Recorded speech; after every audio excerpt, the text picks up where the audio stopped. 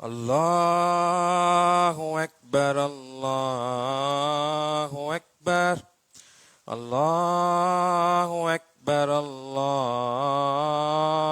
أكبر أشهد أن لا إله إلا الله أشهد أن لا إله إلا الله أشهد أن محمدا رسول الله أشهد أن محمدا رسول الله حي على الصلاة حي على الصلاة حي على الفلاح حي على الفلاح الله أكبر الله أكبر لا إله إلا الله.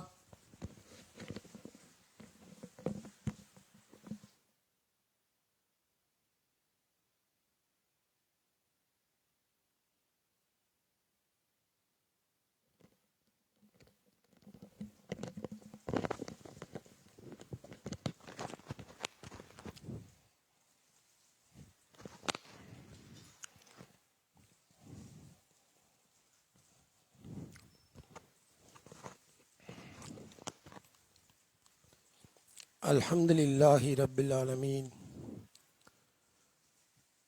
نحمده ونستعينه ونستغفره ونؤمن به ونتوكل عليه ونعوذ بالله من شرور أنفسنا ومن سيئات أعمالنا من يهده الله فلا مضل له ومن يضلل فلا هادي له ونشهد أن لا إله إلا الله ونشهد أن محمدا عبده ورسوله اللهم صل على محمد وعلى آل محمد كما صليت على إبراهيم وعلى آل إبراهيم إنك حميد مجيد اللهم بارك على محمد وعلى آل محمد كما باركت على إبراهيم وعلى آل إبراهيم إنك حميد مجيد أما بعد فقد قال الله تعالى في القرآن العظيم والفرقان المجيد أعوذ بالله من الشيطان الرجيم بسم الله الرحمن الرحيم يا أيها الذين آمنوا اتقوا الله حق تقاته ولا تموتن إلا وأنتم مسلمون صدق الله. அளவற்ற அருளாளனும் நிகரற்ற பேரன்புடையவனுமாகிய அந்த அல்லாஹ்விற்கே புகழ் அனைத்தையும் குறித்தாக்கியவனாக வல்ல ரஹ்மானின் சாந்தியும் சமாதானமும் அகிலத்திற்கெல்லாம் அருட்கொடையாய் வந்துதித்த அண்ணலம் பெருமானார் ரசூலுல்லாஹி ஸல்லல்லாஹு அலைஹி வஸல்லம் அன்னவர்கள் மீதும் அவர்கள் வழிவந்த சத்திய சஹாபா பெருமக்களின் மீதும் அவர்கள் காட்டித் தந்த வாழ்க்கை நெறியை இன்றளவும் பின்பற்றுகிற ஒவ்வொரு நல்லடியார்களின் மீதும் என்றென்றும் நிலவுமாக. அன்புக்குரிய பெரியோர்களே, தாய்மார்களே, சகோதர சகோதரிகளே, அல்லாஹுடைய கருணையினால் சிறப்பு வாய்ந்த ஜும்மாவுடைய நாளில் அல்லாஹுடைய இல்லத்திலே அவனை வணங்கி வழிபட வேண்டும் என்ற உயர்ந்த நோக்கத்திற்காக வருகை தந்திருக்கிறோம். இன்றைய ஜும்மாவிலே நம்முடைய சிந்தனைக்காக முக்கியமான ஒரு தலைப்பின் கீழ் சில செய்திகளை திருக்குர்ஆனிலிருந்தும் நபிகள் நாயகம் ஸல்லல்லாஹு அலைஹி வஸல்லம் அவர்களுடைய வழிகாட்டுதலில் இருந்தும் நம்முடைய வாழ்வின் படிப்பினைக்காக இன்ஷா அல்லாஹ் பார்க்க இருக்கிறோம். அன்புக்குரிய சகோதரர்களே, ஒரு மனிதன் இந்த உலகத்துல கண்ணியமாக சிறப்பான முறையில வாழ வேண்டும் என்று சொன்னால் பொருளாதாரம் மிக மிக ஒரு அத்தியாவசியமாக இருக்கிறது. ஒருவன் சுயமரியாதையோடு தன்னுடைய தேவைகளை இந்த உலகத்துல நிறைவேற்ற வேண்டும் சொன்னா அதற்கு அடிப்படையாக இருப்பது பொருளாதாரம். இஸ்லாமிய கடமைகளில் நிறைவேற்றுவதில் கூட தர்மம் செய்வது, ஹஜ்ஜு செய்வது, பெற்றோர்களை பாதுகாப்பது, இவைகளுக்கெல்லாம் கூட பொருளாதாரம் ஒரு அடிப்படையாக இருக்கிறது. தமிழில் ஒரு வார்த்தை சொல்லுவார்கள், பொருள் இல்லாதவருக்கு இவ்வுலகு இல்லை, அருள் இல்லாதவருக்கு அவ்வுலகு இல்லை. ஆகரத்தில் அல்லாஹ்வுடைய அருள் இல்லைன்னா முடிஞ்சது, துனியால பொருள் இல்லைன்னா வாழ முடியாது. அப்ப பொருள் இல்லை என்றால் இந்த உலகத்துல மனிதர்கள் பலவிதமான பின்னடைவுகளுக்கும் இன்னல்களுக்கும் ஆளாக்கப்படுவதை பார்க்கிறோம். வாழ்விலே பல விஷயத்துல பின்தங்கி போறதை பார்க்கிறோம். அப்ப இந்த பொருளாதாரம் என்பது ஒரு அடிப்படையாக மிக முக்கியமாக இருக்குது. இன்றைய வாழ்க்கை நிலை எப்படி இருக்குதுன்னா, மனித வாழ்வில் பொருளாதாரம் ஒரு அங்கம் என்பதை தவிர்த்து பொருளாதாரம் தான் வாழ்க்கைங்கிற மாதிரி முழு சக்தியையும் திரட்டி அதுக்காக போராட வேண்டியிருக்கு. தன்னுடைய வாழ்வை அதற்கு முழுமையாக தியாகம் செய்ய வேண்டியிருக்கு. கால நேரத்தை முழுமையாக தர வேண்டியிருக்கு. இரவு பகல் தூங்காமல் விழித்திருந்து செய்வது, வெளியூர்களுக்கு போறது, வெளிநாடுகளுக்கு போறது, அந்த மாதிரி இந்த பொருளாதாரத்தை சுத்தி இன்னைக்கு சொல்லக்கூடிய ஒரு நிலையை பார்க்கிறோம். இந்த பொருளாதாரத்தை பொறுத்தவரை இஸ்லாமிய பார்வை என்ன? நாம எப்படி இன்றைக்கு நடந்து கொண்டு இருக்கிறோம்? இன்னைக்கு நம்ம எப்படி சில விஷயங்களை நாம் கவனித்து மாற்றத்திற்கு உள்ளாவதற்கு நாம் தயாராக வேண்டும் என்பதுதான் இன்றைக்கு நம்ம பார்க்க போற செய்தி. அன்புக்குரியவர்களே, இஸ்லாமிய மார்க்கத்துல பொருளாதாரத்தை திரட்டுவதை ஊக்குவிக்கிறது. இஸ்லாம் ஊக்குவிக்கிறது, பொருளாதாரத்தை தேட சொல்லுகிறது. குர்ஆனை நீங்க திருப்பி பார்த்தீங்கன்னா இன்றைக்கு ஒரு பார்வை இருக்குது. என்னன்னா, வணக்கம், வழிபாடுகள், தொழுகை, நோன்பு, ஜகாத், ஹஜ், இந்த மாதிரி விஷயம் எல்லாம் வணக்கம். இந்த பொருளாதாரத்தை தேடுவது, அல்லாஹ்வுடைய அருளை தேடுவது, இதெல்லாம் துனியா விஷயம் அப்படின்னு பிரிச்சிருக்காங்க.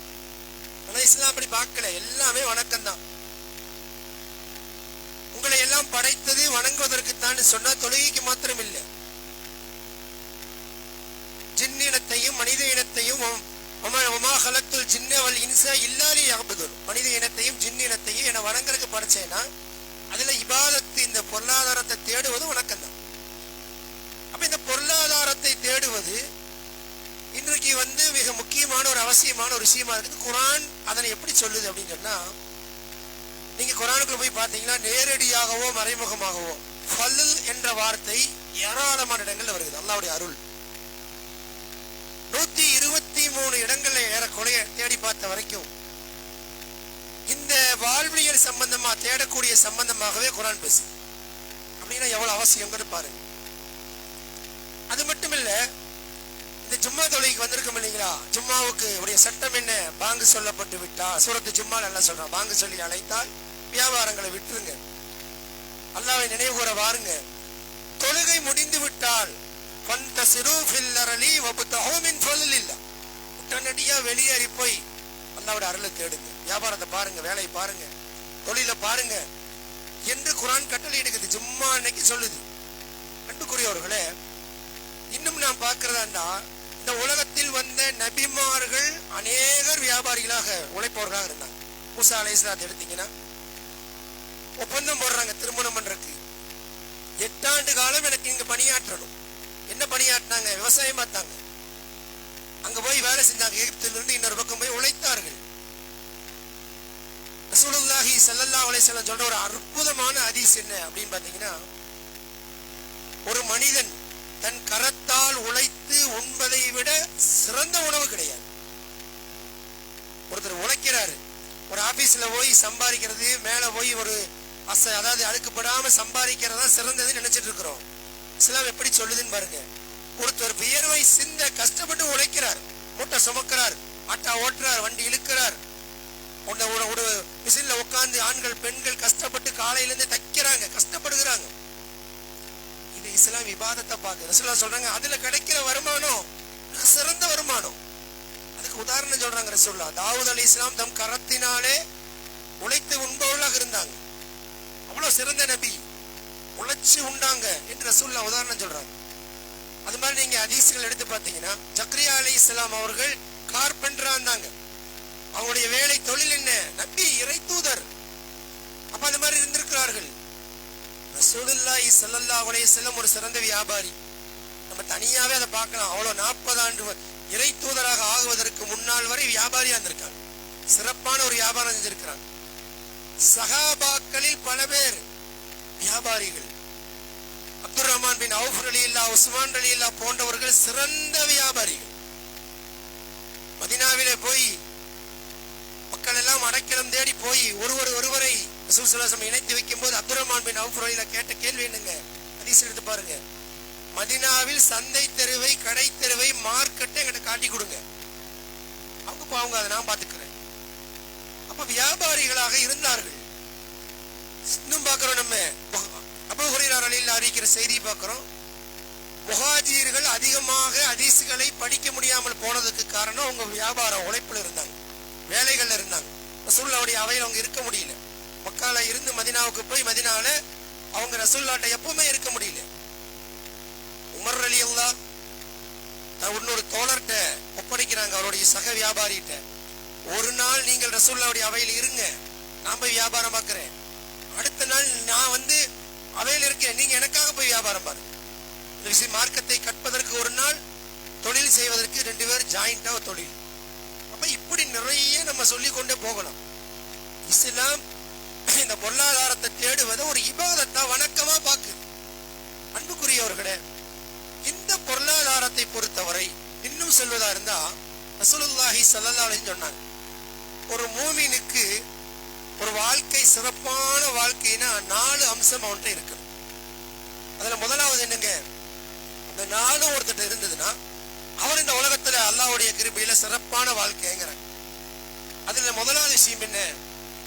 நல்ல விசாலமான வீடு, இருக்கிறதுக்கு ஒரு ராகத்தான வீடு. விசாலமான வீடுன்னா என்ன? பெரிய பங்களா இருக்கணும் இல்ல, இருக்கிறதுக்கு ராகத், சொந்தமா இருக்கும். இன்னைக்கு நம்ம திருப்பூர்ல அனுபவிக்கிறோமா இல்லைங்களா? சொந்த வீட்டுல இருக்கிறவங்களுக்கு தெரியாது. வாடகை வீட்டில் சீரழியக்கூடிய மக்களுக்கு தெரியும் எப்படி எல்லாம் கஷ்டமா இருக்குது, எப்படி சட்டியை தூக்கிட்டு மாத்தி மாத்தி போற மாதிரி இருக்குது, எவ்வளவு சிரமம். இஸ்லாம் என்ன சொல்லு, ரசூலுல்லாஹ் என்ன சொல்லி தராங்க? சொந்தமா ஒரு இருப்பிடம், அது ஒரு மனிதனுக்கு ஒரு பெரிய நிஅமத்து. அப்ப அது வேண்டுமா வேண்டாமா? அதை நோக்கி உழைக்க வேண்டுமா வேண்டாமா? இஸ்லாம் அது ஆர்வம் ஊட்டு. அப்புறம் ரசூலுல்லாஹ் சொல்றாங்க விசாலமான வீடு, அது ஒரு முக்கியமான அம்சம். சாலிகான மனைவி, அந்த வீடு அமைதியா இருக்கணும்னா வீட்டில் இருக்கிறவங்க நல்லா இருக்கும். இது 2வது ரசூலுல்லாஹ் சொன்ன ஒரு விஷயம். 3வது ஒரு வாகனம். அன்றைக்கு ஒட்டகம், குதிரை போன்ற வாகனம் மனிதனுக்கு பயன் தரக்கூடிய, சுமந்து செல்லும், குறுக்கா வேலைகளை முடிக்கும். இன்றைக்கு என்ன? ஒரு காரு, ஒரு 2 வீலரு தேவை. அடிப்படை ஒரு வேலையை சுருக்கமா முடிக்கிறதுக்கு, நமக்காக பணியாற்றுவதற்கு ஒரு வாகனம் தேவைப்படுது. இது ரசூலுல்லாஹ் சொல்றாங்க. 4வதாக சொல்றாங்க நல்ல அண்டை வீட்டார். பக்கத்து வீட்டுல ஒருத்தர் நல்லா இருந்தா தான் நம்ம நிம்மதியா இருக்க முடியும். எவ்வளவு பெரிய வீட்டை கட்டினாலும் பக்கத்துல நிம்மதியிலே வைங்க, ஒரே சண்டை சச்சரவு வந்து அங்க குடியிருக்க முடியாது. இப்ப 4 அம்சத்தை ரசூல் சொல்றாங்க. 2 என்னங்க? வீடு, வாகனம். இது 2 வேணும். என்ன செய்யணும்? பொருளாதாரம் வேணும். அப்ப அந்த பொருளாதாரத்தை இஸ்லாம் இப்படி எல்லாம் சொல்லுகிறது நமக்கு. இன்றைக்கு நம்முடைய நிலைமை என்னன்னா, நம்மளை பொறுத்த வரைக்கும் திருப்பூர்ல நம்மள பல பேர் வேலைக்கு செல்பவர்கள், தொழில் செய்யறவங்க, வியாபாரிகளாக இருக்கிறோம். என்ன ஒரு பிரச்சனை அப்படின்னு சொன்னா, இந்த செய்து கொண்டு இருக்கிற இந்த தொழில் இருக்கு பார்த்தீங்களா, இதுல பல பேர், ஒரு 60-70% பேர் நிலைமை என்ன? வேலைக்கு போறவங்க நிலைமை என்னன்னா, அப்படியே இருந்து கொண்டே இருக்கும். ஒரு மாற்றம் ஏற்படவில்லை, ஒரு உயர்வு பல பேருக்கு இல்லை, ஒரு அடுத்த கட்டத்திற்கு செல்லவே இல்லை. அப்படியே இருக்கு. காலையில நிறைய பேர்த்த பார்க்கலாம். நீங்க எவ்வளவு வருஷமா டெய்லர்? 30 வருஷமா இருக்கிறேன், 20 வருஷமா இருக்கிறேன். ஒரு தொழில், அந்த தொழில் எவ்வளவு வருஷமா செய்யறேன்? 25 வருஷமா அந்த தொழில் அப்படியே செஞ்சுட்டே இருக்கு. அதுக்குள்ளேயே சுத்தி சுத்தி சுத்தி சுத்தி அப்படியே இருக்கிறது. அப்ப ஏன் ஒரு மாற்றம் இல்லை? இதை கேட்டு பாருங்க. அதுக்கு பதில் வச்சிருக்கிறோம் நம்மள. என்னன்னா, அல்லாஹ் நாடியவர்களுக்கு கணக்கின்றி தரேன், நாடியவர்களுக்கு சுருக்கி விடுகிறேன்னு சொல்லிட்டான் அப்படின்னு. சுருக்கிட்டேன்னு சொன்னதுக்குள்ள நாம இருக்கிறோமா? நம்மகிட்ட சொன்னானா அல்ல? அப்துல் காதரே உன சுருக்கிட்டேன்னு சொன்னானா? செய்ய வேண்டிய கடமையை கரெக்டா செய்யணும், ரிசல்ட் அல்லாஹ்ட்ட இருந்து வருது. நம்ம கரெக்டா இருக்கிறோமா, செய்ய வேண்டியதை சீராக செய்யறோமாங்கிறத பிரச்சனை. அதே போல வியாபார சூழல்களை சொல்வது, கொரோனாக்கு அப்புறம் ஒண்ணுமே சரியில்லை, இப்போ ஒண்ணுமே சரியில்லை, நிறைய நம்ம அப்படி சொல்லிக்கிறோம். இருக்கிற சூழலை வைத்துக் கொண்டு எப்படி போராடுவது, அதான் முக்கியம். சூழல் இப்படிதான் இருக்குது, இதை வைத்துக் கொண்டு எப்படி செய்யறது, தொழில் எப்படி செய்யறது, வியாபாரம் எப்படி செய்யறது, எப்படி வேலை இல்லைன்னு சொல்லிட்டு வீட்டுல சும்மா உட்காந்துட்டு சுத்தி லோடு தண்ணியில உட்காந்து கால நேரத்தை ஓட்டாம என்ன செய்யறது? அதுதான் முக்கியம் அன்புக்குரியவர்களே. அப்ப நம்ம இந்த மாதிரிலாம் காரண காரியங்கள் கற்பிக்காமல் சில மாற்றங்களை சிந்தித்து பாருங்கள், நம்ம எப்படி இருக்கிறோம் அப்படிங்கிறது. முதலாவது விஷயம், எந்த ஒரு விஷயத்தை, அது படிக்கிறதா இருந்தாலும் சரி, தொழிலா இருந்தாலும் சரி, ஒரு வேலை செய்யறதா இருந்தாலும் சரி, வியாபாரமா இருந்தாலும் சரி, ஒன்றை செய்வதாக இருந்தா அதில் வெற்றி பெறணும்னா முழு ஈடுபாடோடு செய்யணும். முழு ஈடுபாடோடு செய்யணும். இன்னைக்கு நீ பாருங்க, சலிப்போட செய்யறது நிறைய இருக்கும். வேலை செய்யறவங்களுக்கு சலிப்பா இருப்பாங்க, ஒரு ஆர்வம் இருக்காது. முதலாளி பார்த்தா ஒரு நிலை, அவர் வெளியே போயிட்டாருன்னா வெளியே செல் பண்ணிட்டு உட்காந்துக்கிறாங்க. அப்ப இந்த வேலை செய்வதில் கூட ஒரு ஆர்வம் அன்னைக்கு இருந்தது, கொஞ்ச காலத்துக்கு. அந்த மாதிரி இருந்தவங்களும் இன்னைக்கு முதலாளி. வேலை செய்யும் போதுங்க ஓனர் இருக்கணும் அவசியம் இல்லை. ஒரு கம்பெனி திறந்துட்டா அவங்க விட்டுட்டு போயிடுவாங்க, அது பாட்டுக்கு நடக்கும், அவங்களே செய்வாங்க வேலைக்காரங்களும். அந்த கம்பெனி அந்த ஓனர் நல்ல மேல வந்தாரு. ஏன் அந்த மாதிரி இருந்தாங்க. இன்னைக்கு எப்படி இருக்குதுன்னா, நீங்க விட்டுட்டீங்கன்னா நமக்கு என்னங்கிற மாதிரி இதுக்கு குரான் ஹதீஸ் எல்லாம் கிடையாது, எல்லாம் அப்படித்தான். ஒரு நாளைக்கு போன அடுத்த நாள் சொல்லாம வேற பக்கம் போயிடுறது, அவர் நம்பி கொண்டு இருப்பார், அங்க திடீர்னு விட்டு போயிடுறது, எல்லாமே. இதெல்லாம் என்னன்னா, இது உலகத்துல சம்பாதிக்கிறது நம்ம நினைக்கிறோம். ரசூலுல்லாஹ் சொன்னாங்க, ஒவ்வொருவரும் பொறுப்பாளர், பொறுப்பு குறித்து விசாரிக்கப்படுவீர்கள், மறுமையில விசாரிப்பாங்க. பெண்களுக்கு ரசூலுல்லாஹ் சொல்றாங்க, ஒரு வீட்டுக்கு ஒரு பெண் பொறுப்பாளர். அவங்க குடும்பம், அந்த குழந்தை, அந்த கணவனுடைய பொருளாதாரத்துக்கு அந்த பெண் பொறுப்பாளர் பாதுகாக்கணும். இஷ்டமா நம்ம இருக்க முடிய பொறுப்புல இருக்கிறோம். முஸ்லீமை பொறுத்தவரை சில பேர் பொறுப்பாளர், மற்றவங்களா இல்லை, எல்லா மூமியும் பொறுப்பாளர். பொறுப்போடு நடக்கிறோமா யோசிச்சு பாருங்க. ஒன்றை செய்யறோம்னா அக்கறையோட இருக்கிறோமா?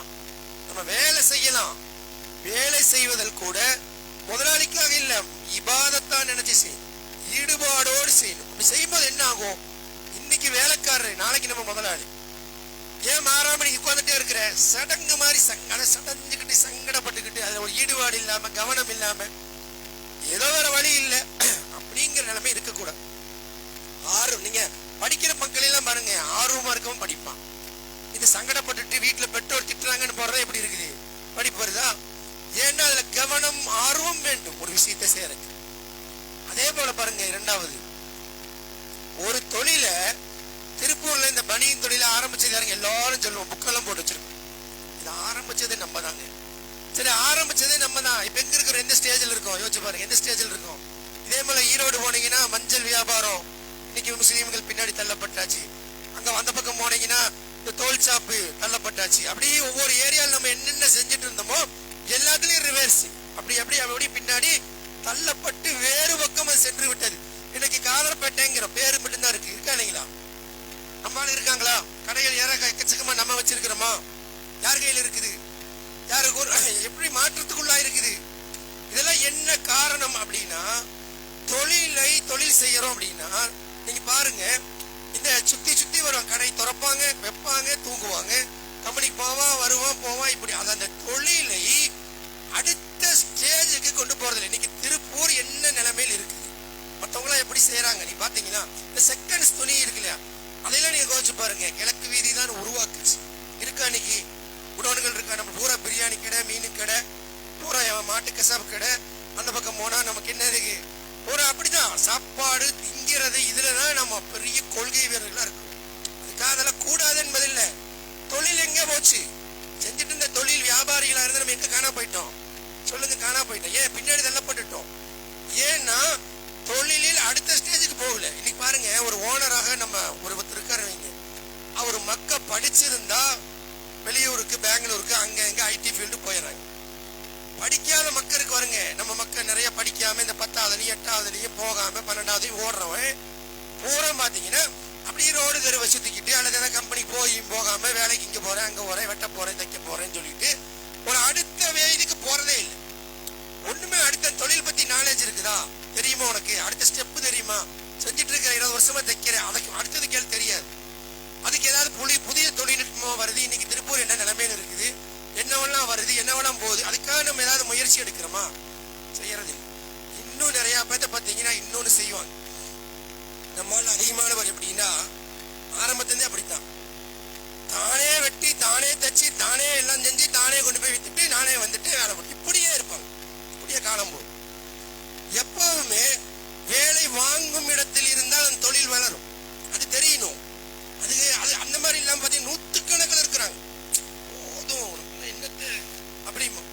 அப்ப இப்படிதான் அந்த தொழில் மேல ஒரு ஆர்வம் இல்லாம ஒரு ஒரு கவனம் இல்லாம இருக்க. கேட்டா அது மார்க்கம் இல்லைன்னு நினைக்கிறோம். மார்க்கம் அது உங்க கையில் இருந்தா, நல்லவர்கள் கையில் பொருள் இருந்தா 10 பேருக்கு உபயோகமாகும். உறவுகள் ஆதரிக்கப்படும். தர்மம் செய்யலாம், நீங்க ஹஜ் செய்யலாம், நீங்க அல்லாஹ்வுடைய பாதையிலே தர்மம் செய்வது மட்டும், தானம் தர்மம் செய்யலாம், மார்க்க வளர்ச்சிக்கு நீங்கள் உதவலாம். இருக்குதா? நம்ம அந்த மாதிரி இருக்கிறோமா? ஏன் இல்லை? இப்ப நம்ம இதெல்லாம் நம்மளே நினைச்சுக்கிட்டோம், அதெல்லாம் காசு போன எக்கச்சக்கமா இருந்தா தான் மேல வர முடியும் அப்படிங்கிற நம்முடைய சிந்தனை. நம்மை நாம் சீர்படுத்தி கொண்டு அல்லாஹ்வின் பக்கம் திரும்பணும். அப்ப அல்லாஹ்வுடைய உதவி நமக்கு வரும். காரணம் காட்டுறது ரசூலுல்லாஹி ஸல்லல்லாஹு அலைஹி வஸல்லம் எந்த அளவுக்கு சொன்னாங்கன்னா, நீங்கள் எவரிடத்திலும் எதற்காகவும் கையேந்துவதில்லை என்று ஒருவர் எனக்கு உறுதி கொடுத்தால் அவர் சுவனம் செல்வதற்கு நான் பொறுப்பேற்கிறேன். யார்கிட்டையும் போய் கையேந்த எனக்கு தேவைப்பா, எனக்கு கஷ்டம், எனக்கு இது, நீ யார்கிட்ட தம்பிட்ட கேட்காத, அண்ணன் கேட்காத. சுயமரியாதையாக இஸ்லாம் ஆளுங்க. சகாபாக்களை மதீனால பார்த்தா பட்டினியாக கிடப்பாரு. வெளியில இருந்து பாக்குறவங்க அவங்களை லட்சாதிபதியா நினைப்பாங்க. அவ்வளவு ஒரு கண்ணியமான வாழ்க்கை. இன்னைக்கு நீங்க பாக்குறீங்களா? பள்ளிவாசல நின்றுக்கிட்டு என் பொண்ணுக்கு கல்யாணம், எனக்கு பிரச்சனை, உனக்கு பிரச்சனை. உலமாக்கள் குர்ஆனை உள்ளத்துல சுமந்தவர்கள் வந்து நிக்கிறாங்க. ஏன்னா நம்ம செய்ய வேண்டியதை ஒழுங்கா செய்யறது இல்லை, காரணம் கற்பிக்கிறோம். இந்த பொருள் அருளுங்கிறதுலாம் அல்லாஹ் எல்லோருக்குமாக வச்சிருக்கிறான். நம்ம என்ன, நம்ம அதை நோக்கி என்ன கரெக்டா பயணிக்கிறோம், என்ன செய்யறோம் அப்படிங்கறத இங்க பிரச்சனை. அன்புக்குரியவர்களே, அப்ப இப்படிதான் இருக்கிறோம். நீங்க குர்ஆனை எடுத்து பாருங்க. அல்லாஹ் தஆலா நூஹ் அலைஹிஸ்ஸலாத்தை கப்பலை கட்ட சொல்லிட்டான். அவர் என்ன ஏற்கனவே கப்பல் கட்டும் இதுல போய் டெக்னிக் படிச்சுட்டு வந்தாரா? சொல்லுங்க, படிச்சுட்டு வந்தாரா? கப்பலை உருவாக்குறாங்க, நுட்பமா உருவாக்குறாங்க. ஒரு இறை தூதருடைய வேலை என்னங்க? கப்பல் ரெடி பண்றாரு. பிரம்மாண்டமான கப்பல். அவ்வளவு வருஷமா உலகம் அழிஞ்சது இன்னைக்கு வரைக்கும் பேசப்படுதா இல்லையா? அவ்வளவு அற்புதமாக கப்பலை எப்படி ரெடி பண்ண முடியும்? நுட்பத்தை கட்டிருந்தாங்க ஒரு இறை தூதர். தாவூத் அலைஹிஸ்ஸலாத்துடைய செய்தி எல்லாம் குர்ஆன்ல சொல்றாங்க. அந்த போர் கவசம் இருக்கு பாருங்க, அற்புதமாக ரெடி பண்ணுவாங்க. இப்ப எப்படி அவங்கள ஒரு டெக்னிக்ஸ் இருக்காங்க பாருங்க. சுலைமான் அலைஹிஸ்ஸலாம் எழுப்பிய அந்த பேலஸ் உலகத்துல இன்னைக்கு வரைக்கும் அப்படி கட்ட முடியுமா? அவன் யாரோ கட்டி உட்காந்துட்டாங்க. ஜின்னுட்ட வேலை வாங்கினாங்களா? வேலை வாங்கினாங்களா இல்லையா? இப்படி நீங்க டெக்னிக்கலை இஸ்லாம் கற்றுக்க சொல்லுது, புரிஞ்சுக்க சொல்லுது. சுட்டி சுழண்டுகிட்டு இருக்கிறோம், வீக் ஆயிட்டோம். அந்த சரியான முறையான முறையில நம்மை நாம் மாற்றிக்கொள்ளல். ஒரு சமூகம் தன்னை மாற்றிக்கொள்ளாதவரை அல்லாஹ் அவர்களை மாற்றிக்கொள்வதில்லை. அப்ப இந்த ஒரு கவனம் நம்மகிட்ட கிடையாது. அதே போல இன்னொரு முக்கியமான அம்சம் என்ன அப்படின்னு சொன்னா, எல்லாத்திலையும் நம்மகிட்ட எல்லாத்திலையும் இருக்குது. சொல்றவங்கள்ட்ட இருந்து உட்காந்து கேட்கிற பாருங்க, எல்லாத்திலையும் இருக்கு. இந்த சமூகத்துல குறையோடி போய் கிடக்கிற ஒரு பெரிய தவறு என்ன அப்படின்னு சொன்னா, காலத்தை நேரத்தை இந்த உலகத்துல யாரு சீரா பயன்படுத்தினாங்களோ அவங்க வெற்றி அடைஞ்சிருக்காங்க. இந்த உலகத்துல ஜெயிச்சவங்களுடைய அத்தனை பேர்த்துடைய, நீங்க அந்த புக்கில் இவ்வளவு வெறிச்சு போட்டு விற்கிறானு. உலகத்துல அந்த பிரேம் டிரேஷின்லாம் சொல்லுவாங்க. அவன்லாம் பாத்தீங்கன்னா அந்த மோட்டிவேஷனுக்காக எழுதப்பட்ட பல நூல்கள் ஆங்கிலத்தில். அதையெல்லாம் பாத்தீங்கன்னா அவங்க சொல்றது எல்லா அடிப்படையும் நேரத்தை சரியாக பயன்படுத்தும். இதை சொல்லித்தந்தது யாருங்க? இஸ்லாமியமா சொல்லித்தந்தது யாரு? இஸ்லாம் நமக்கு எப்படி சொல்லி தருது? தொழுகையை நம்ம மெசத்துக்கு ஜிம்மாவை நம்ம அசர்ல வைக்க முடியுமா? ஃபஜ்ர்ல வைக்க முடியுமா? இல்ல வேலை இருக்குது இன்னைக்கு காலை எஞ்சி எல்லாம் முஸ்லீம்களே வாங்க ஜும்மாவை ஃபஜ்ர்லயே முடிச்சலாம் செய்வோமா? ஜும்மா வக்துல தான் ஜும்மா செய்யும். அசர்ல தான் செய்ய முடியும். மகரீப தான் செய்ய முடியும். நோன்பு வைக்கிறோம், சுபகுடைய நேரம் வர்றதுக்கு முன்னாடியே நான் சகர் சாப்பிட்டு வைக்கிறேன் செய்ய முடியுமா? அந்த வக்து அதுக்கப்புறம் சாப்பிட முடியுமா? வாங்க சொல்றாங்க 5 மணிக்கு வாங்க, நீங்க 5:01 சாப்பிட்டா நோன்பு வைப்பானா? அப்ப ஏன் அந்த நேரத்தை அப்படி தருது?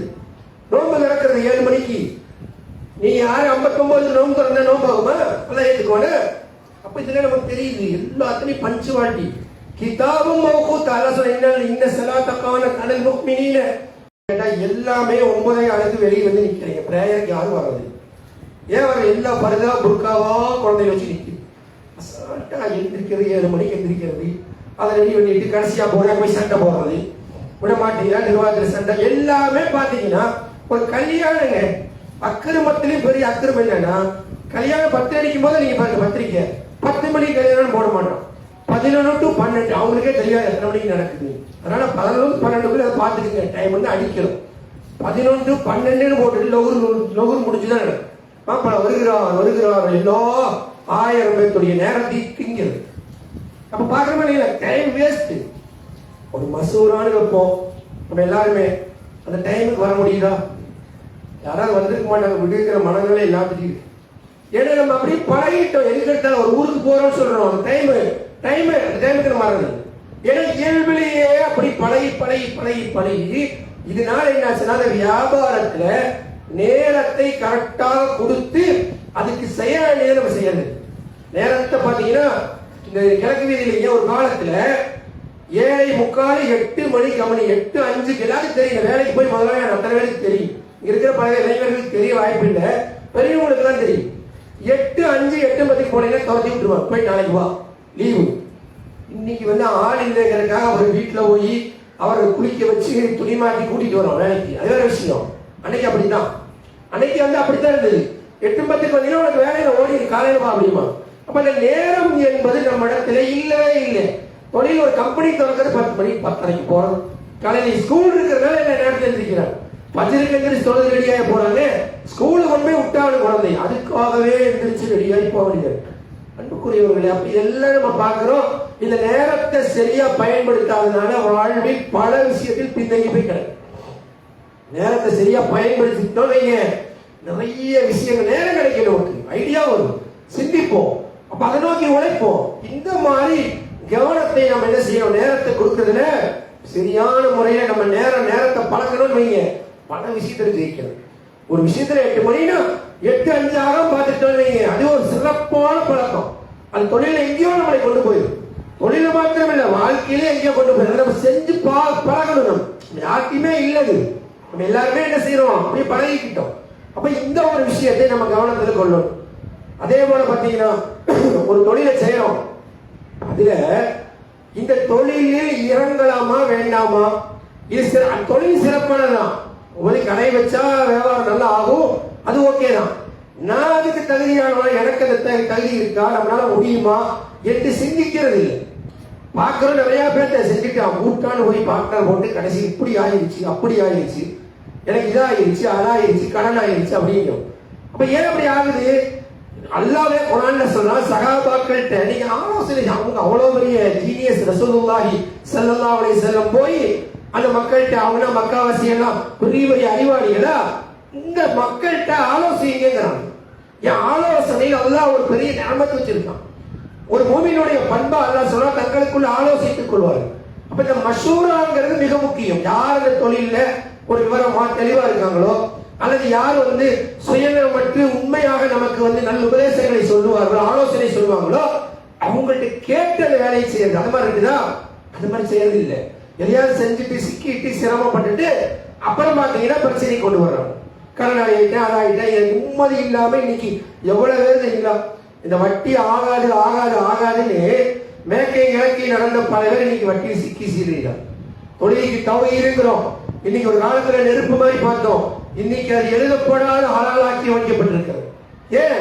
நம்முடைய நடத்தைகள் சரியில்லாம போக போக அல்லாஹ் போ அப்படிங்கிற மாதிரி விட்டுட்டான். அன்புக்குரியவர்களே, அப்ப இவைகளை கவனப்படுத்தி சீரான முறையில் நம் வாழ்க்கை திருப்புவதில் மிக கடமையா இருக்குது. எல்லாத்துக்கும் மேல பொருளாதாரத்தை தேடக்கூடிய விஷயத்துல இது ஒரு வணக்கம் என்று கருதி ₹1 1 கோடி ஹலாலின் மீது அது வரணும் நம்ம நினைக்கிறோம். ஏன்னா அல்லாஹ் ரப்பல் ஆலமீன் அம்பாளுக்கும் அவுலாதுக்கும், அதாவது நீங்க எப்படி இருக்கீங்க, யா அய்யுஹல்லதீன ஆமனூ லா தஅக்குலு அம்வாலக்கும் பைனக்கும் பில் பாத்தில். நீங்க என்ன செஞ்சாதீங்க, அல்லாஹ் நீங்க மூமின்களே, நீங்க பொருளை தேடுவது விஷயத்துல பாத்திலான வழிக்கு போயிடாது, கெட்ட வழியில பிறர் பொருந்தாத நிலையில் உண்டு விடாது. அது ₹1 இருந்தாலும் ₹1 கோடி இருந்தாலும். அப்ப இந்த கவனம் இருக்குதா அப்படி பாத்தீங்கன்னா பிசினஸ்ல அதெல்லாம் பார்க்க முடியாதுங்க. அதெல்லாம் அப்படி பார்த்தா செய்ய முடியுமா, இப்படி பார்த்தா செய்ய முடியுமா, அவன் சரியா இவன் சரியா, ஏன் இந்த பிரச்சனை வருது தெரியுங்களா? அதிகமா நம்முடைய மெட்டாட்டியில அதிகமான மக்கள் போய் உட்கார்ந்து இருக்கிறது பக்கத்துலதான் பார்க்கும். நமக்கு உதாரணம் யாருங்க, யாரு சம்பாதிச்சு மேல வந்தாலும் அவன் தான் உதாரணம். ஆனா நமக்கு உதாரணம் யாரு? அல்லாஹ்வுடைய தூதர். வயன்துதி ஆசரவல் ஃபில் அர்லி யுதில்லுகன் சபீலில்லாஹ் அல்லாஹ் சொல்றான். 6வது அத்தியாயம் 116வது வசனம். நீங்கள் பூமியில் உள்ள மெஜாரிட்டி மக்களை பார்த்தால் அல்லாஹ்வுடைய வழியிலிருந்து உங்களை வழி எடுத்துருவாங்க. நீங்க அவங்களை பார்த்தீங்க காண போயிருவீங்க. யாரை பார்க்கணும்? அல்லாஹ்வுடைய தூதரை பாருங்க, அவங்களுடைய வழிகாட்டுதலை பாருங்க, எப்படி இஸ்லாம் நமக்கு சொல்லி இருக்குன்னு பாருங்க. வட்டியிலே எனக்கு வாழ்வில்லை, ஏன் அல்லாஹ் அதை அழிக்கிறேன்னு நினைக்கிறேன். அல்லாஹ் அழிக்கிறது எனக்கு எப்படி வாழ்வு இருக்கும்? அன்புக்குரியவர்களே, நீங்க வெளியில இஸ்லாத்துக்கு வெளியிலேயோ இஸ்லாத்தை புறக்கணித்து பெயரளவில் வாழக்கூடிய முஸ்லீம்களோ இந்த வட்டிவாசிக்கு போனா நல்லா இருக்கிற மாதிரி தெரியும்.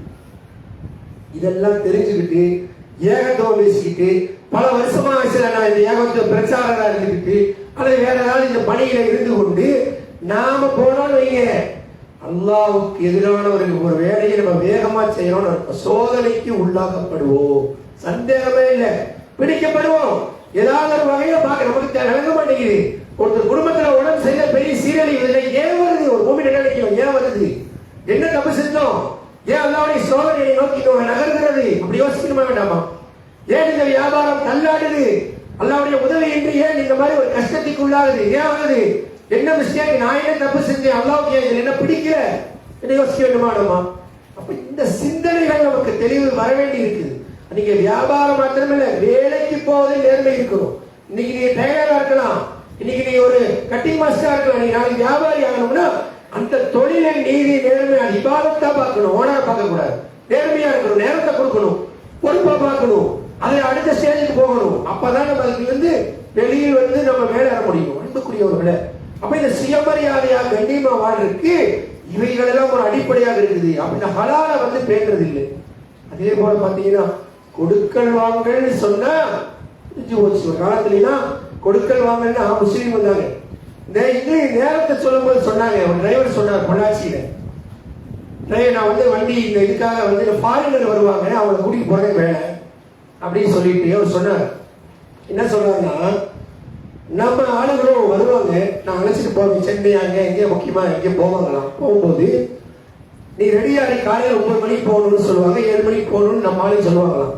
இவர் 6:45 வந்து தொடர்ச்சி கிடச்சி எல்லாம் வண்டி நின்றுட்டு இருந்தா 10:45 10:30 மணிக்கு ஓடுறா வந்து 11 மணிக்கு வண்டி எடுப்பாங்க. இந்த ஃபாரினர் வராங்க இல்லையா, அவங்க காலையில 6:30க்கு போகணும்னு சொன்னா 6:20க்கு நிற்பாங்க. நம்ம எல்லாரும் ரெடியா இருப்பாங்களா, சொல்லிட்டவங்களுக்காக ரெடியா இருப்பாங்க. இப்ப எப்படி இருக்காங்க பார்த்தீங்கன்னா, நம்ம அவங்க அப்படி அடிச்சு அவங்க நிறைவா இருக்கான், நம்ம அப்படி இருக்கிறது. இந்த செய்தியை நம்ம ஞாபகத்துல வைங்க. அப்ப இந்த மாதிரி பொருளாதார நேரத்தை பாதுகாக்கிறது மாதிரி பிரச்சனை. இந்த பொருளாதாரத்தை தேடுறதுல கொடுக்கல் வாங்கல நேர்மை இது மிக அவசியம். அல்லாஹ்வுடைய உதவி இல்லாமங்க நமக்கு ஒரு ரூபா வந்து சேராது, ஒழுங்கா வந்து சேராது. அப்ப நீங்க நியாயமா நேர்மையா நடந்தா அல்லாஹ் பாதுகாக்கிறான், அல்லாஹ் பாதுகாக்கிறான். அப்ப நம்ம கொடுக்கல் வாங்கல இன்னைக்கு எப்படி இருக்குது பார்த்தீங்கன்னா, எங்க பார்த்தாலும் பிரச்சனை. கடன் கொடுத்தா முடிஞ்சு போச்சு.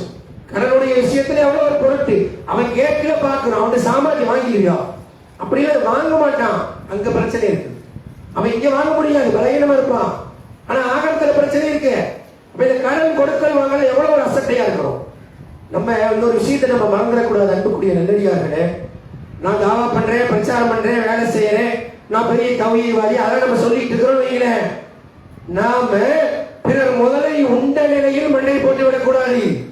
நீங்க இதெல்லாம் சொல்லிட்டு உலகத்தை திருத்தரேன் நீங்க கடனாளியாக மரணித்து விட்டால் அந்த குடும்பம் ஏற்றுக்கல, அவங்கள்ட்ட இல்லைன்னு சொன்னா என்ன விளைவு ஏற்படும்? நம்ம எத்தனை முறை கேட்கிறோம், அந்த காலத்துல போகுது, ஆனா உள்ளத்துக்கு நம்ம பயம் வர மாட்டேங்குது.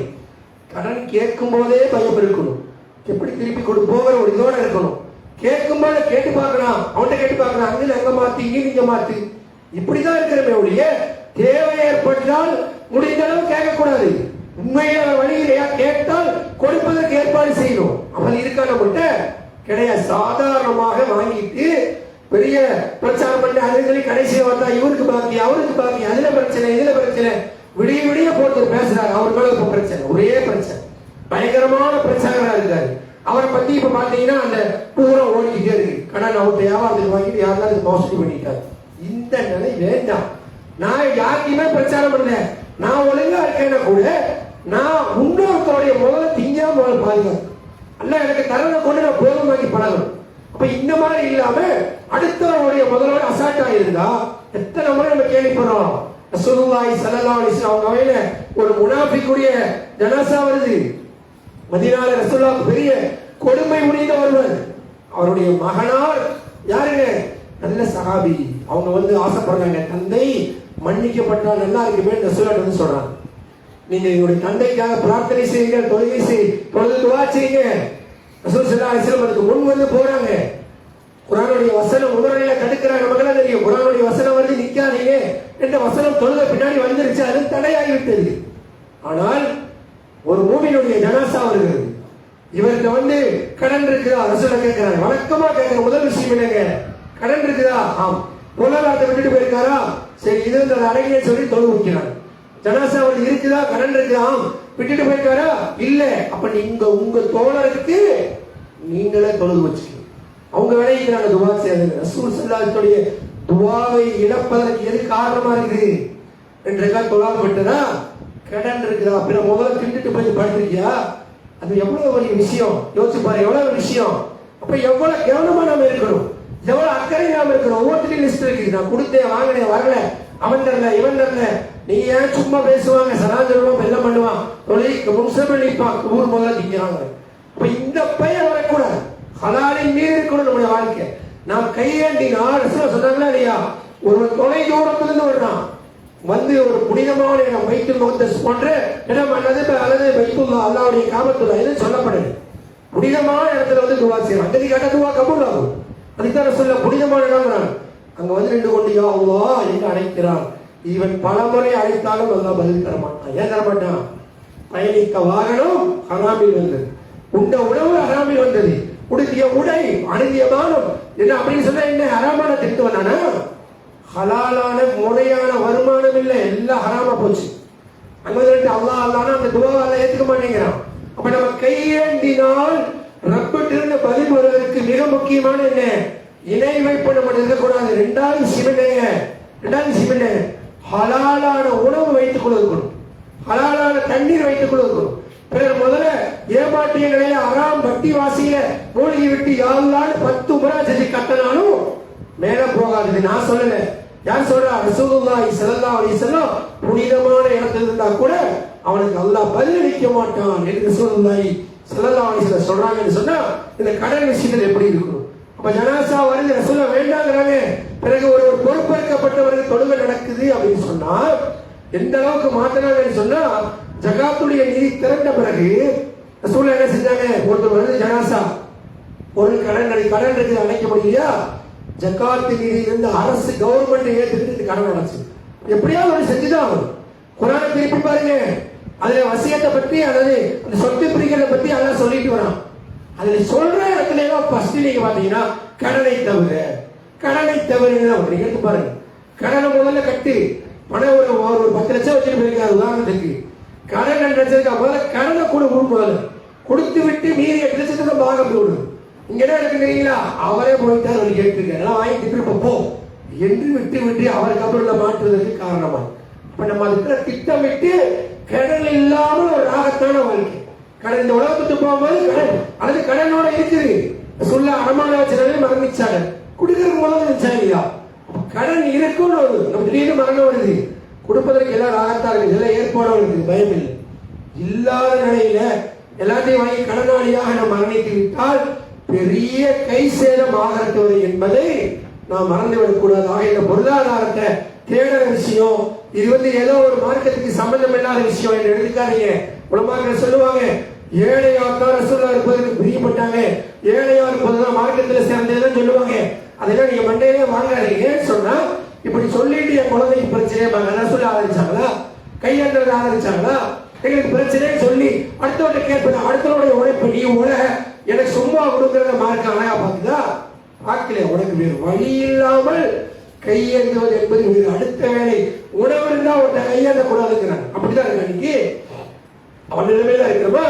அப்ப பொருளாதாரத்தை தேடுவது என்பது மார்க்கத்துல வலியுறுத்தப்பட்ட ஒரு விஷயம் தான். ஹலாலா செய்வது, அதில் உயர்வடைவது, அதை நல்ல முறையை பாதுகாப்பது, நல்ல வழியில் செலவிடுவது எல்லாமே இஸ்லாம் சொல்லித் தருகிற விஷயம் தான் என்பதை மனதில் குறித்து நம்முடைய வாழ்க்கையை சீர்படுத்துவதற்கு நாம் ஒவ்வொருவரும் முன்வர வேண்டும் என்பதை உங்களுக்கு எனக்கு உபதேசித்தவனாக அல்லாஹ் ரப்பல் ஆலமீன் நம்முடைய கரங்களிலே சிறப்பான அழகான ஒரு சில தொழில்களை தந்து இந்த மூமின்களாகிய முஸ்லிம்களை உயர்த்துவானாக என்று பிரார்த்தனை செய்தவனாக எனக்கு முதல் ஜும்மாவை நிறைவு செய்கிறேன்.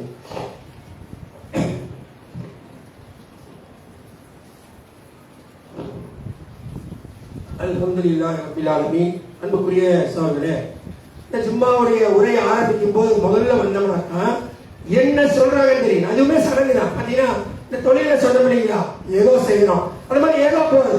சும்மா போடுதுன்னா 12:40ங்கிறது வருஷ கணக்கில் போடுது. அப்ப நம்ம என்ன செய்யலாம், ஒரு 12:30 போது எல்லாம் எடுத்து வச்சு கரெக்டா டைம் வேண்டியது இல்லை. வரும்போது டைமுக்கு நமக்கு சம்மந்தம் இல்லை. எல்லாத்துலயும் வேஸ்டா இருக்கு. என்ன காரணம்னா 12:40னா 12:40க்குள்ள உள்ளது. நம்ம என்ன செய்யறோம், இங்க ஐயோ இங்க வர்றோமா, கோயம்புத்தூர்ல வந்து சேர்றோமா, அடுத்த தெரிஞ்சு அங்கங்க இருக்கிறோம், வாகனம் இருக்குது, நினைச்சா வந்துடலாம். அப்ப ஒரு அசால்ட். அது கடைசியா உடுப்பாக முக்கால்வாசி பயான் முடிஞ்சு போனா அஸ்ஸலாமு அலைக்கும் கிராமத்துல 5 நிமிஷம் முடிஞ்சிடும், ஓடிக்கலாம். அப்ப இந்த மனநிலை நம்ம இருக்கக்கூடாது. தொழுகை ஆரம்பிச்சு குறைந்தபட்சம் பாருங்க, மற்ற மக்களாவது இதை பத்தி விளங்கல, நம்ம விளங்கி இருக்கோம். வழக்குகள் குறிப்பிடுவாங்க, மெம்பர்ல ஏறிட்டா அந்த ஃபைல் மூடப்படும், எல்லாம் சும்மா தொழுகைக்கு 2 ரக்காத்துக்கு சமம் எல்லாம் நமக்கு சொல்லப்பட்டாச்சு. குர்ஆன் ஹதீஸ்ல சொல்லுது. இப்ப எப்படி இருக்கணும், இமாம் யார் மேல ஏறினாலும் கீழே நனைஞ்சிருக்கும், இடம் இல்லாம இருக்கும். எல்லாம் 10 பேர் இருக்கிறது, அப்புறம் எல்லாம் வந்து ஒன்றாவே ஒரு செஞ்சுட்டு இருக்கும். அப்ப இது மாத்தணும் அன்புக்குரியவர்களே. அப்ப இந்த ரசூலுல்லாஹி ஸல்லல்லாஹு அலைஹி வஸல்லம் சொன்னாங்க, இந்த வியாபாரத்தை பத்தி, பொருளாதாரத்தை பத்தி நேர்மையாக நியாயமாக உண்மை பேசி நடக்கக்கூடிய ஒரு வியாபாரி, புகாரில முஸ்லிமின் ஹதீஸ்ல எடுத்து பாருங்க, மறுமையில ஷஹீதுகள் சுஹதாக்களோடு சித்தீக்குகளோடு எழுப்பப்படுவார். யாருங்க, ஒரு மூமியான வியாபாரி நல்ல நம்மளா இருக்குது, நியாயமா உண்மை பேசி நாணயத்தோட நடந்தா உண்மையாளர்கள் யாருங்க, மார்க்கத்தை உண்மைப்படுத்தியவர்கள், ஷஹீதானவர்கள், இவங்க கூட எழுப்பப்படுவாங்க. எவ்வளவு ஒரு பாக்கியம். அப்ப இந்த விவாதத்தாக்க போய் தான் சொல்றாங்க, வியாபாரத்தை தான் சொல்றாங்க சொல்ல. அப்படிப்பட்ட ஒரு நிலையில அவங்க இன்னும் சொல்றதா இருந்தா, இந்த வியாபாரம் செய்யறேன் சில பேர் பாத்தீங்கன்னா தொழுகை போக உட்காந்து 5 நேரம் தொழுகை கூட இருக்காது. அது பெரிய நம்மளோட அமலபாதத்துல கொண்டு போய் சேர்த்தி. ஏன்னா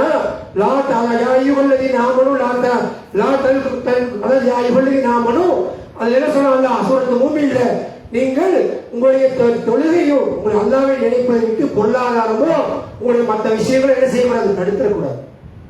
அப்ப இந்த மாதிரி அதை மறந்துட்டு அல்லாஹ்வை மறந்துட்டு நம்ம என்ன செய்யக்கூடாது, செய்யக்கூடியவர்களா இருக்கக்கூடாது. அந்த நேரத்துல என்ன பொருளாதாரம் என்னமா இருந்தாலும் அல்லாஹ்வுடைய நினைவு மிக முக்கியங்கிறது நம்ம கவனத்தில் கொள்ள வேண்டும். அன்புக்குரிய நல்லடியார்களே, எல்லாத்துக்கும் மேல ஒன்றிலிருந்து ஜெயிப்பதா இருந்தா அல்லாஹ்விடத்தில் பிரார்த்தனையோடு இருக்கும். அல்லாஹ் குர்ஆன்ல சொல்லித்தர விஷயம் என்ன, காரியங்களில் வெற்றி பெறுவதற்கு அல்லாஹ் சொல்லித்தர பல அம்சங்கள்ல ஒரு அம்சம் அல்லாஹ்வை அதிகம் நினைவு கூறுங்கள். தொழில் இருக்கோ எதுலாம் சரி, அல்லாஹ்வை அதிகம் நினைவு கூற வேண்டும். அப்படி செஞ்சா அந்த காரியம் வெற்றி பெறுது. இன்னொரு விஷயத்தை ரசூலுல்லாஹ் சொன்னாங்க, நம்மள துஆ செய்யறோம், யா அல்லாஹ் எனக்கு அது வேணும் இது வேணும்னு கேட்கணும். ரசூல் ஸல்லல்லாஹு அலைஹி வஸல்லம் செய்த அத்தனை துஆக்களையும் பாத்தீங்கன்னா, இறைவா நீ எங்களுக்கு வழங்கியதில் பரக்கத்தை செய்வாயா. எதை கொடுக்கறானோ அல்லாஹ் அந்த பரக்கத்து, அது நிறைய கொடுத்து பரக்கத்து இல்லை வைங்க, ஏகப்பட்டது இருக்குது, அதுக்கு மேல பிரச்சனை இருக்குது, அப்ப பயன் இருக்குதா?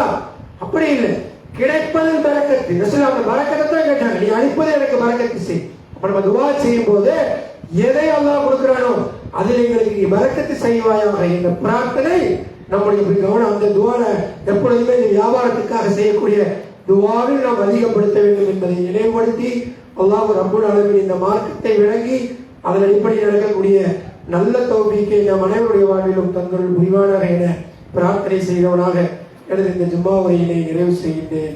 வாஹிரு தஅவானா அல்ஹம்துலில்லாஹி ரப்பில் ஆலமீன். அஸ்ஸலாமு அலைக்கும் வரஹ்மத்துல்லாஹி வபரகாத்துஹு.